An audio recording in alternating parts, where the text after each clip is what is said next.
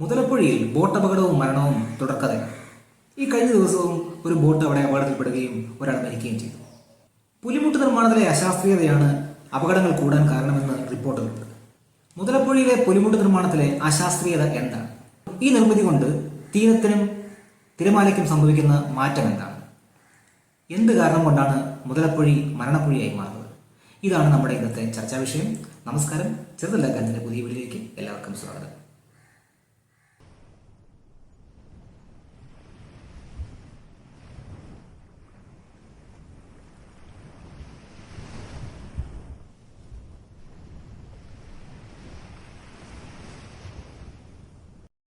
കടലിൽ തിരമാലകൾ എങ്ങനെ ഉണ്ടാവുന്നു എന്ന് നോക്കാം. പ്രധാനമായും 3 രീതിയിൽ തിരമാലകൾ ഉണ്ടാകും. 1 കാറ്റിൻ്റെ ശക്തി കൊണ്ട്, 2 വേലിയേറ്റം കൊണ്ട്, 3 സുനാമി കൊണ്ട്. ഏറ്റവും സാധാരണം കാറ്റ് മൂലം ഉണ്ടാകുന്ന തിരമാലകളാണ്. കാറ്റിൽ നിന്നും ജല ഉപരിതലത്തിൽ കിട്ടുന്ന ഊർജമാണ് തിരമാലയായി മാറുന്നത്.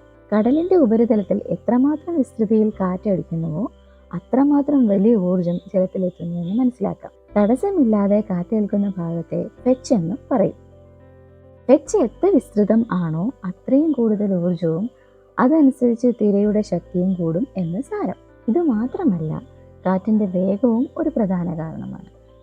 കാറ്റ് വെള്ളത്തിൽ ഏൽപ്പിക്കുന്ന മർദ്ദം കൊണ്ട് ഒരു ഭാഗം ജലം ഉയരുന്നു.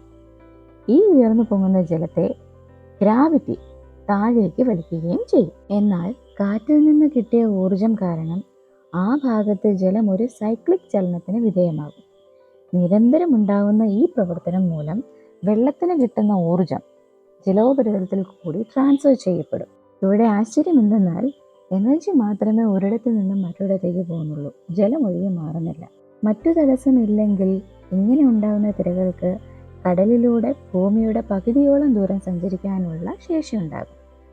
തിരകളുടെ ഘടന നമുക്കൊന്ന് നോക്കാം. തിരകൾക്ക് ഒരു ഉയർന്ന ഭാഗവും ഒരു താഴ്ന്ന ഭാഗവുമുണ്ട്. ഉയർന്ന ഭാഗത്തിന് നമ്മൾ പറയുന്നത് ക്രസ്റ്റ് എന്നാണ്. താഴ്ന്ന ഭാഗം ട്രഫ് എന്നും അറിയപ്പെടുന്നു. 2 ക്രസ്റ്റുകൾ തമ്മിലുള്ള ദൂരത്തെ വേവ് ലെങ്ത് എന്ന് പറയും. ട്രഫിൽ നിന്ന് ക്രസ്റ്റിലേക്കുള്ള ഉയരം വേവ് ഹൈറ്റ് എന്നും പറയുന്നുണ്ട്. നമ്മൾ കടലിൽ കാണുന്ന തിരയുടെ ഉയർന്ന ഭാഗത്തിന്, അതായത് ക്രസ്റ്റിന് താഴെ നേരത്തെ പറഞ്ഞ സൈക്ലിക് ചലനമുണ്ടെന്ന് പ്രത്യേകം ഓർക്കണം. ഇങ്ങനെ കടലിലൂടെ സഞ്ചരിക്കുന്ന തിരകൾ ഏതെങ്കിലും കരയോടടുക്കുമ്പോൾ തീരത്തോട് ചേർന്ന് ചിന്നിച്ചിതറാറാണ് പതിവ്. ഇതാണ് നാം കാണുന്ന തിരമാലകൾ. ഇതിനെ വേവ് ബ്രേക്ക് എന്നാണ് പറയുന്നത്. കാരണം കടലിൻ്റെ ആഴക്കുറവ് തിരകളിന്മേൽ ഒരു ഫ്രിക്ഷൻ പ്രയോഗിക്കാറുണ്ട്. കാരണം തീരത്തോടടുക്കുമ്പോൾ കടലിന് ആഴക്കുറവ് ഉണ്ടാകുമെന്നറിയാലോ. ഈ ആഴക്കുറവ് തിരകളിന്മേൽ ഒരു ഫ്രിക്ഷൻ പ്രയോഗിക്കും. ഇതോടുകൂടി ചലനവേഗം കുറഞ്ഞ് വീണ്ടും മുന്നോട്ട് പോകാനാവാതെ തിരകൾ തീരത്ത് തല്ലിത്തകർന്നു പോകും. തിരകൾ തീരത്തോടടുക്കുമ്പോൾ വേവ് ലെങ്തിൻ്റെ പകുതി ദൂരം മാത്രം ആഴമുള്ള ഭാഗത്ത് വെച്ചാണ് തിരകളിങ്ങനെ തല്ലിത്തകർന്നു പോകുന്നത്. ഇനി എന്താണ് സ്ക്വയർ വേവ്? സാധാരണ തിരകൾ തീരത്തോട് സമാന്തരമായി ആയിരിക്കും ബ്രേക്ക് ചെയ്യുന്നത്. നമ്മൾ കാണുന്ന തിരമാലകൾ ഒട്ടുമിക്കവയും നേരെ തീരത്തേക്ക് അടിച്ച് പതഞ്ഞു കയറുന്നതായാണ് നമ്മൾ കാണുന്നത്.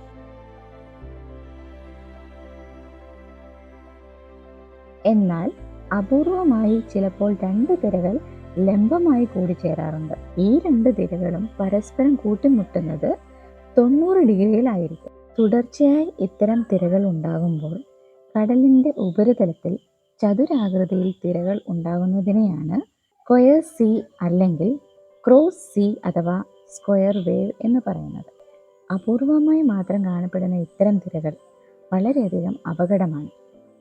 2 തിരകളുടെ ലംബമായുള്ള കൂട്ടിമുട്ടലുകൾ ശക്തമായ റിപ്പ് കറന്റ് ഉണ്ടാവാൻ കാരണമാകും. തിരമാലകൾ കാരണം തീരത്ത് നിന്നും കടലിൻ്റെ ദിശയിലേക്ക് ഉണ്ടാവുന്ന ശക്തമായ ഒഴുക്കിനെയാണ് റിപ്പ് കറന്റ് എന്ന് പറയുന്നത്. ഇത് പ്രവചനാതീതമായ തരത്തിലുള്ള തിരകൾക്ക് കാരണം ആകും.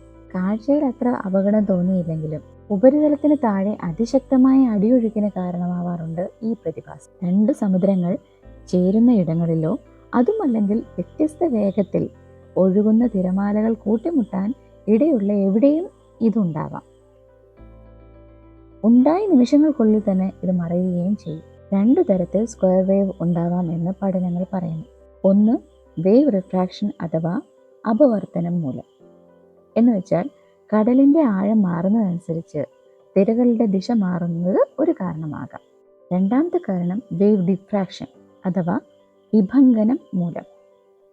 തീരത്തുള്ള ഏതെങ്കിലും വസ്തുക്കളിൽ മേൽ, അതായത് തിട്ടകളോ പുലിമുട്ടുകളോ മുതലായവയിൽ തട്ടി തിരകൾ വളയുകയോ ദിശ മാറുകയോ ചെയ്യുന്നതുമാകാം കാരണം. ഈ രണ്ട് രീതിയിലായാലും തിരകൾ കോൺ വെട്ടി ഒഴുകുന്നതാണ് ഈ സ്ഥിതി ഉണ്ടാവാൻ കാരണമെന്ന് ശാസ്ത്രജ്ഞർ പറയുന്നു.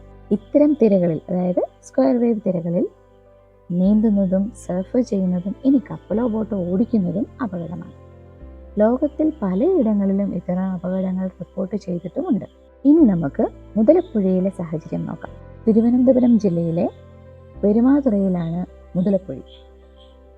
വാമനപുരം നദിയും കഠിനംകുളം കായലും അറബിക്കടലിലേക്ക് ചേരുന്നത് ഇവിടെ വെച്ചാണ്.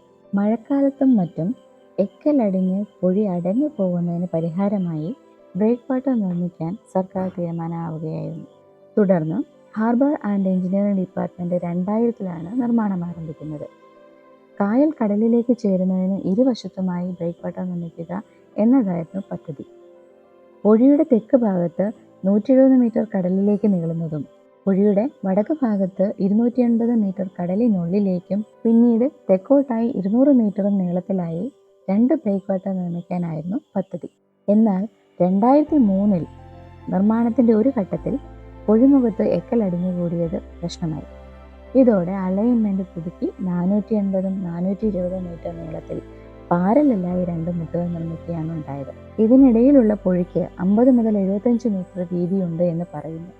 ബ്രേക്ക് വാട്ടർ നിർമ്മാണം കൊണ്ട് ഉദ്ദേശിക്കുന്നത് കടലിൽ നിന്നുള്ള തിരമാലകളെ ഒഴിവാക്കി താരതമ്യേന ശാന്തമായ ഒരു കടൽ ഭാഗം ഉണ്ടാക്കിയെടുത്ത് കപ്പലുകളോ ബോട്ടുകളോ സുരക്ഷിതമായി അടുപ്പിക്കുക എന്നതാണ്. നേർരേഖയിൽ 2 മുട്ടുകൾ നിർമ്മിച്ചാൽ തിരയെ തടുക്കുവാനാവില്ല എന്നത് തന്നെയാണ് ഈ നിർമ്മാണത്തിലെ അശാസ്ത്രീയത.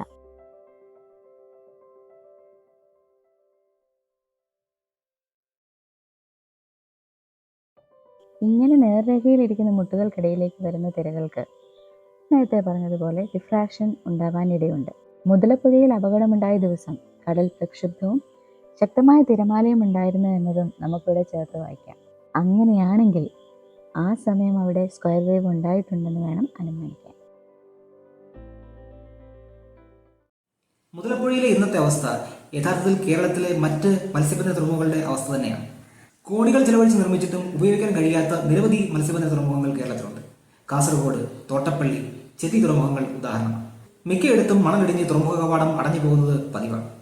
മുതലപ്പുഴയിലെ കാര്യം പറയുകയാണെങ്കിൽ പുലിമുട്ട് നിർമ്മാണം തുടങ്ങിയ 2002 മുതൽ ഇങ്ങോട്ട് 70ഓളം പേരാണ് വിവിധ ബോട്ട് അപകടങ്ങളിലായി ഇവിടെ മരണപ്പെട്ടിട്ടുള്ളത്. ഒരു തുറമുഖത്തിന്റെ യഥാർത്ഥ ആവശ്യം, അടിസ്ഥാനപരമായ ആവശ്യം എന്ന് പറയുന്നത് വള്ളങ്ങൾക്ക് സുരക്ഷിതമായി കടലിൽ പോവുക, തിരിച്ച് കരയിലേക്ക് സുരക്ഷിതമായി വരിക എന്നുള്ളതാണ്. എന്നാൽ ഈ സംരക്ഷണം മുതലപ്പുഴയിൽ കിട്ടുന്നില്ല എന്നുള്ളതാണ് യാഥാർത്ഥ്യം. ഈ പ്രശ്നത്തിന് പരിഹാരം കാണാൻ വേണ്ടി സംസ്ഥാന തുറമുഖ വകുപ്പ് പൂനെയിലെ പ്രശസ്തമായ central water and power research station എന്ന കേന്ദ്ര സ്ഥാപനത്തെ 2011-ൽ തന്നെ സമീപിച്ചിട്ടുള്ളതാണ്. മുതലപ്പുഴയ്ക്ക് സമീപത്തെ കടൽ മേഖലയിലെ തിരമാലകളുടെ സ്വഭാവം, ഒഴുക്ക്, അടിത്തട്ടിന്റെ പ്രത്യേകത ഇവയെപ്പറ്റിയെല്ലാം ഈ സ്ഥാപനം വ്യക്തമായി സമഗ്രമായി പഠിക്കുകയും റിപ്പോർട്ട് സമർപ്പിക്കുകയും ചെയ്തിട്ടുള്ളതാണ്. ഇതിൽ ഏറ്റവും പ്രധാനം കടൽ തീരത്തു കൂടിയുള്ള മണലിന്റെ ഒഴുക്കാണ്. നമ്മുടെ തീരക്കടലിലെ സ്വാഭാവിക പ്രതിഭാസമാണ് ഈ മണലൊഴുക്ക്. ഇതിനെ സെഡിമെന്റ് ട്രാൻസ്പോർട്ട് അല്ലെങ്കിൽ ലിറ്ററൽ ഡ്രിഫ്റ്റ് എന്നെല്ലാമാണ് പറയുന്നത്. DWPRSന്റെ പഠനത്തിൽ കണ്ടെത്തിയത് മുതലപ്പുഴയ്ക്ക് സമീപം മണലൊഴുക്കിന്റെ തോത് കൂടുതലാണ് എന്നാണ്. ഈ കാരണം കൊണ്ട് മണലടിഞ്ഞ് പൊഴിമുഖം അടഞ്ഞു പോകാനുള്ള സാധ്യതയും അവർ ചൂണ്ടിക്കാട്ടി. ഇതിന് പരിഹാര മാർഗങ്ങളും DWPRS നിർദ്ദേശിച്ചിരുന്നു. പ്രധാനമായും 2 പരിഹാരങ്ങളാണ് അവർ പറഞ്ഞിരുന്നത്. ഒന്ന്, പുലിമുട്ടിന്റെ നീളം കൂട്ടുക. രണ്ടാമതായി, പുലിമുട്ടിന്റെ തെക്ക് ഭാഗത്ത് അടിയുന്ന മണൽ കൃത്യമായ ഇടവേളകളിൽ പമ്പ് ചെയ്ത് വടക്ക് ഭാഗത്തേക്ക് മാറ്റുക എന്നുള്ളതാണ്. ഇതിനെ സാൻഡ് ബൈപ്പാസിംഗ് എന്നാണ് പറയുന്നത്. ഈ 2 നിർദ്ദേശങ്ങളിൽ ആദ്യത്തേത് മാത്രമാണ് നടപ്പാക്കിയിട്ടുള്ളത്. അതായത് പുലിമുട്ടിന്റെ നീളം കൂട്ടി. എന്നാൽ കൃത്യമായ ഇടവേളകളിൽ സാൻഡ് പമ്പിംഗ് നടത്തി തെക്ക് ഭാഗത്ത് അടിയുന്ന മണൽ വടക്ക് ഭാഗത്തേക്ക് മാറ്റി പൊഴിമുഖത്തിന്റെ ആഴം കൂട്ടി നിർത്തുക എന്നുള്ളത് ഇന്നും നടപ്പായിട്ടില്ല.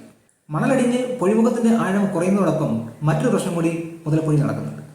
പുലിമുട്ടുകൾ നിർമ്മിക്കാൻ ഉപയോഗിച്ചിരിക്കുന്ന ടെട്രാപോഡുകൾക്ക് തിരമാലയുടെ തള്ളൽ കാരണം സ്ഥാനചലനം സംഭവിക്കുകയും ഇത് പലപ്പോഴും പൊഴിയിലേക്ക് വീണുപോവുകയും ഊർന്നു പോവുകയും ചെയ്യുന്നുണ്ട്. ഇക്കാരണം കൊണ്ടും പൊഴിയുടെ അടിത്തട്ടിന് ആഴം കുറയുന്നു. തീരത്തിന്റെ ആഴം കുറയുന്നതും പുലിമുട്ടുകളുടെ സാമീപ്യവും എങ്ങനെയാണ് തിരമാലയിൽ വക്രത സൃഷ്ടിക്കുന്നതെന്നും ഇതെങ്ങനെയാണ് സ്ക്വയർ വേവ് ഉണ്ടാവാൻ കാരണമാകുന്നതെന്നും നമ്മൾ അല്പം മുമ്പ് ചർച്ച ചെയ്തതാണ്. ഇത്രയും കാര്യങ്ങൾ വെച്ച് നമ്മൾ വിശകലനം ചെയ്യുമ്പോൾ തീർച്ചയായിട്ടും പുലിമുട്ട് നിർമ്മാണത്തിലെ അശാസ്ത്രീയതയും പൊഴിമുഖത്തിന്റെ കൃത്യമായ പരിചരണമില്ലായ്മയുമാണ് മുതലപ്പൊഴിയെ അപകടക്കണിയാക്കുന്നത് അല്ലെങ്കിൽ മരണപ്പൊഴിയാക്കുന്നത് നമുക്ക് മനസ്സിലാക്കാം. ഈ റിപ്പോർട്ട് കയ്യിലിരിക്കുമ്പോഴാണ് സംസ്ഥാന സർക്കാർ വീണ്ടും മറ്റൊരു ഏജൻസിയെ സമീപിക്കുന്നത് മുതലപ്പൊഴിയിലെ പ്രശ്നങ്ങൾ പഠിക്കാനും പരിഹാരം നിർദ്ദേശിക്കാനും. പഠനങ്ങൾ നടക്കട്ടെ, പ്രശ്നം കണ്ടുപിടിക്കപ്പെടട്ടെ, എത്രയും വേഗം പരിഹാരമുണ്ടാകട്ടെ, ജീവനുകൾ പൊലിയാതിരിക്കുകയും ചെയ്യട്ടെ. മറ്റൊരു വിഷയമായിട്ട് അടുത്ത വീഡിയോ നമുക്ക് വേണ്ടി കാണാം.